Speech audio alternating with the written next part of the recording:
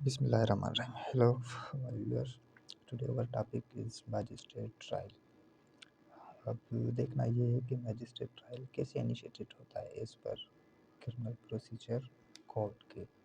तो इसकी जो पूरी डिटेल दी गई है उसमें अपना क्रिमिनल प्रोसीजर कोड के तहत उसमें जो सेक्शंस होते हैं उसके हिसाब से देखेंगे कि वो कौन कौन से सेक्शंस है जहाँ से ये इनिशिएटेड होता है।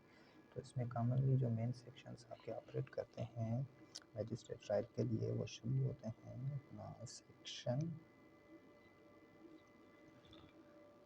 241 से लेके 250 तक, 241 से लेके 250 ए तक, यानी कि 241 to 250 ए ये सारे सेक्शंस डील कर रहे हैं सिर्फ और सिर्फ मैजिस्ट्रेट के ट्रायल के ऊपर।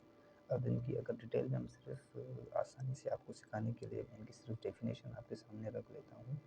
तो उसमें ये होगा कि 241 जो हमारा सेक्शन है क्रिमिनल प्रोसीजर कोड का, तो याद रखिएगा कि ये सारा चलता है अपना सीआरपीसी के तहत, क्रिमिनल प्रोसीजर कोड के तहत। सेक्शन 2 इसमें जो कहते हैं उसको कहते हैं कि procedural and trial of cases. इसका होगा आपका procedure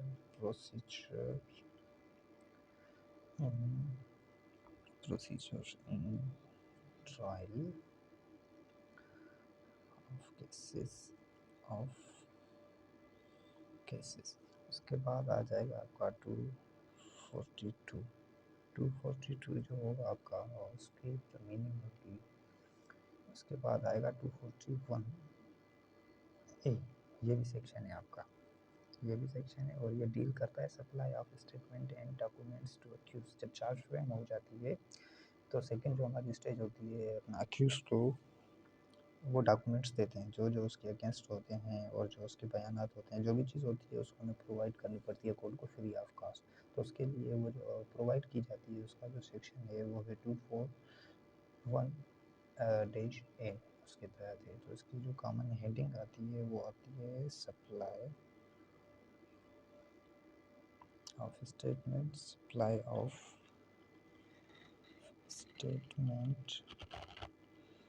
statement and documents and documents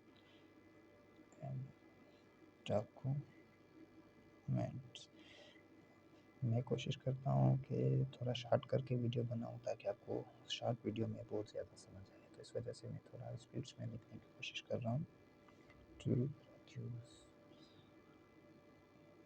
queues. अच्छा, ये लिखने का फिर मकसद ये होता है कि अगर आप इसको स्टॉप करके भी देखेंगे तो आपका पर्पस हो जाएगा और आप आसानी से इस चीज़ को समझ सकते हैं और सीख सकते हैं। उसके बाद आपका सेक्शन आता है 242। अच्छा, ये डील करता है charge to be frame. Charge कैसे फ्रेम होनी चाहिए, charge to be frame. Charge frame के लिए मैजिस्ट्रेट चार्ज कैसे फ्रेम करेगा उसके लिए आता है। उसके बाद आपका सेक्शन आ जाता है 243 मेनली यूज होता है कन्विक्शन और admission of truth of accused.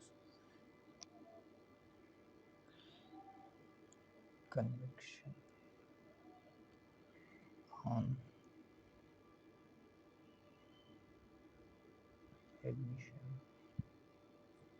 of truth, accusation of accusation। अच्छा, accusation का ये जो सेक्शन है ना 243 प्रोविजन क्रिमिनल प्रोसीजर कोड में ये दिया गया है कि अगर कोई मुलजिम एडमिट कर लेता है कि मैंने जुर्म किया है तो उसको देन इन देयर कन्विक्शन हो सकती है। लेकिन कॉमनली ये जो हमारा सेक्शन होता है ये फंक्शनल बहुत कम होता है, क्योंकि आज के दौर में कौन सा ऐसा बंदा होगा जो मानेगा कि साहब जी मैंने गुनाह किया हुआ है, लेकिन इसका प्रोविज़न दिया गया है। उसके बाद जो आपका दूसरा आ जाता है वो आ जाता है 244 सेक्शन। अच्छा, ये सेक्शंस हैं, एस जो मैं लिख रहा हूँ इसका मतलब है सेक्शंस हैं, ठीक।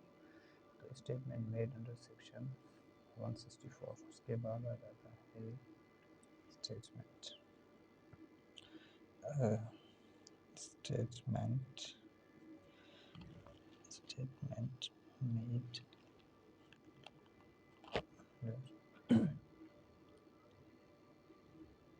Under section 164।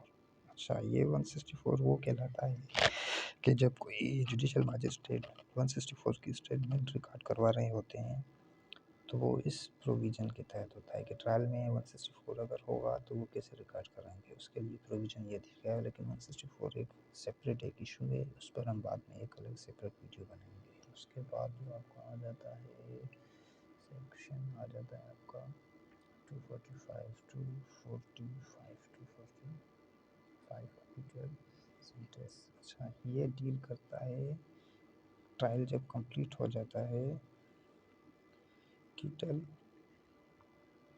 सेंटेंस, उसके बाद ये डिसाइड करना होता है कि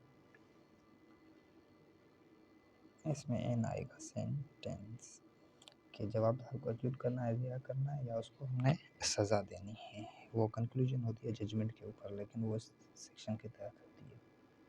उसके बाद आपका आ जाता है जो कि सेक्शन है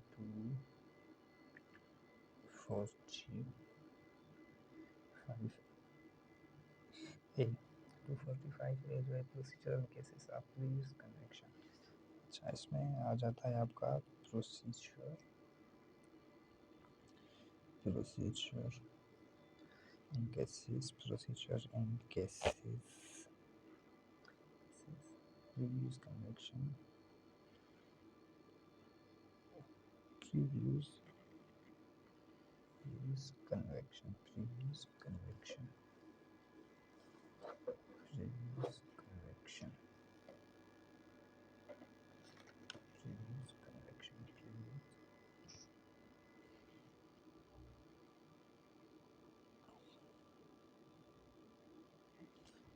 टू 45 जो आता है वो आता है प्रोसीजर होता है प्रीवियस कन्विक्शन। अगर वो मुझे पहले से कहीं सज़ा याफ्ता है क्या है तो उस हिसाब से फिर इस सेक्शन को फंक्शन किया जाता है। उसके बाद फिर आपका आ जाता है अच्छा 246 जो है ना वो ख़त्म कर दिया गया है। 246 सेक्शन को ख़त्म कर दिया गया है, तो इसे हम लिखेंगे ओमिटेड, यानी कि ये सेक्शन है लेकिन इसकी कोई हेडिंग वगैरह कुछ नहीं है, इसको ख़त्म कर दिया गया है, ये ध्यान में रख लीजिएगा जी। और उसके बाद आ जाता है सेक्शन 247 जो होता है वो नॉन ऑफ कंप्लेनेंट होता है। नॉन अपीयरेंस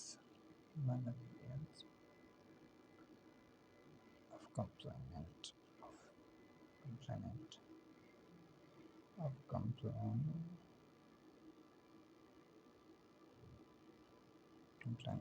अगर वो पेश नहीं होता अपने केस में उसको कहा जाता है नॉन अपीयरेंस ऑफ कंप्लेनेंट। उसके लिए ये सेक्शन आपका इसमें होगा 247 होगा।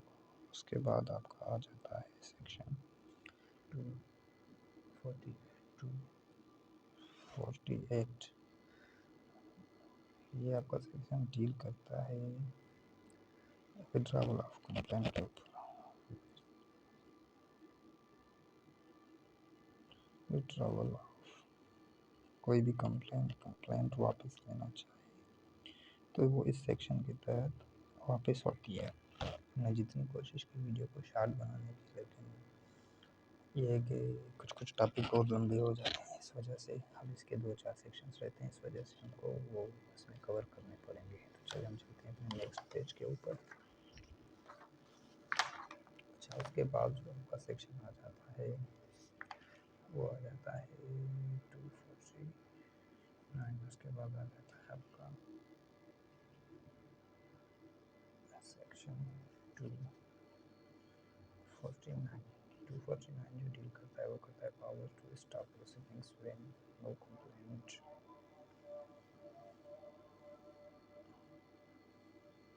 पावर टू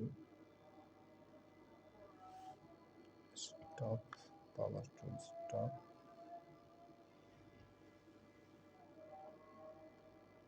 प्रोसीडिंग proceeding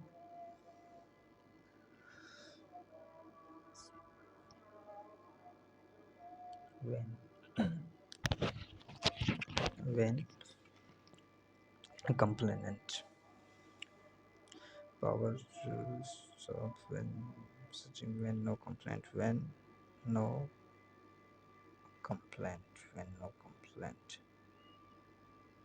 कोई कंप्लेंट ही नहीं है तो प्रोसीडिंग को स्टॉप कर दिया जाता है। उसके बाद ये आता है सेक्शन आपका। उसके बाद जो सेक्शन आपका आता है वो आता है 249 ए। ये बहुत ही यूज़ होता है जनरल प्रैक्टिस में। 49 ए बहुत ही अच्छा सेक्शन है, बहुत ही ज़बरदस्त सेक्शन। प्रोविजंस जो कानून में दिया गया है वो है पावर्स के ऊपर case of power of magistrate power of magistrate to acute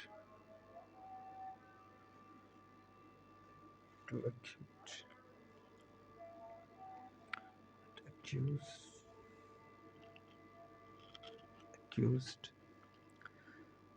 at any stage अच्छा, ये इतना ज़बरदस्त सेक्शन है कि इसमें मजिस्ट्रेट को पावर दिए गए हैं कि आप एट एनी स्टेज जो है ना मुलजिम को रिहा कर सकते हैं। लेकिन उसकी फिर वो जो डेफिनेशन से और पावर है तो इसके ऊपर केस ला होते हैं। उसका मेन इंग्रेडिएंट ये था कि प्रोबेबिलिटी ऑफ कन्विक्शन नहीं होगी इन फ्यूचर। अगर केस आप पूरा भी चला लेंगे तो कन्विक्शन नहीं हो सकती। तो ये एक अलग सी एक डिबेट है, इसके लिए हम अलग से एक वीडियो बनाएंगे। हम चल रहे हैं मैजिस्ट्रेट ट्रायल कैसे होता है, तो उसकी वो सेक्शंस को हम डिस्कस अभी कर रहे हैं। उसके बाद आप जाता है 250 सेक्शन। 250 सेक्शन जो कहता है वो कहता है फॉल्स एक्यूजिएशन। ये यानी कि कहता है कोई गलत केस हो। फॉल्स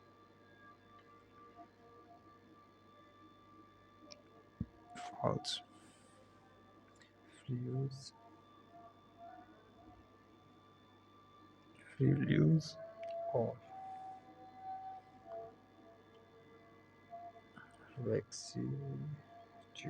और वेक्सीट्यूस यानी गलत एक्यूजिएशन हो, गलत केस हो, ये उसके ऊपर ऑपरेट होता है। उस हिसाब से मजिस्ट्रेट केस ट्रायल को देखेंगे। उसके बाद जो हमारा आखिरी सेक्शन आ जाता है मजिस्ट्रेट ट्रायल का, वो आ जाता है 250 ए। ये हमारा फाइनल है। इसके ऊपर है कि special case in summon of petty cases. उसके बाद आपका आ जाता है special cases in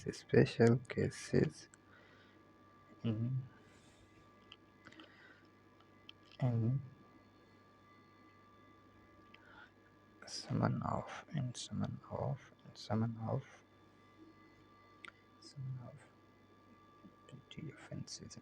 of petty offenses। अच्छा, ये जो सेक्शन होता है ना 250A special cases in summon of petty offences, तो मेनली ये मेरे ख्याल समरी केसेस में यूज़ होता है जिसमें डायरेक्ट कंप्लेंट वगैरह होती है। उसमें FIR नहीं होती। डायरेक्ट कंप्लेंट की वजह से उसको डायरेक्ट कोर्ट समन भेजती है। तो ये उसके हिसाब से होता है। Thank you so much. आगे देखने के लिए इंशाल्लाह अच्छी वीडियो बनाते रहेंगे।